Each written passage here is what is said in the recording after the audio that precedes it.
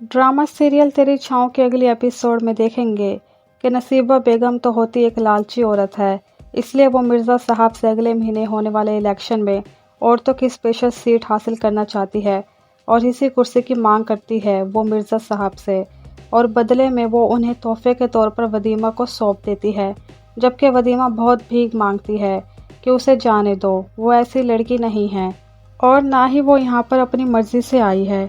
लेकिन मिर्ज़ा साहब का मुलाजिम नायाब को वदीमा पर ज़रा भी तरस नहीं आता और वो उसे अपने मालिक की खिदमत में ले जाता है, उन्हीं के फार्म हाउस पर। और जबकि यहाँ वदीमा की माँ अपने शोहर को एहसास दिलाती है कि सलार बेचारा बेगुनाह की तरह जेल में पड़ा है, वो ही है जो हमारी बेटी को सबसे ज़्यादा चाहता है और उसे ढूंढने में लगा है।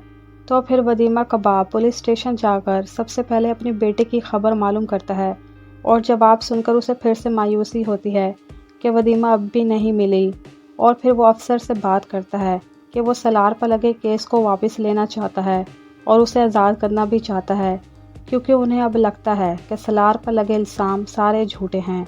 और यही बात वो नवीद को भी बताता है कि वो ये केस वापस ले चुका है। तो नवीद को ये जानकर गुस्सा आता है और वो अपनी असलियत दिखाता है अपने चचा को और कहता है कि अगर आप मेरे चचा ना होते तो फिर मैं आपको बताता, और अपने चचा से उसकी बेटी के बारे में गंदी गंदी बातें शुरू कर देता है और जाते हुए कहता है कि मुझे आपकी भागी हुई बेटी में कोई दिलचस्पी नहीं है, बस मुझे हमारी दुकानों में से हिस्सा चाहिए और वो मैं लेकर आऊँगा।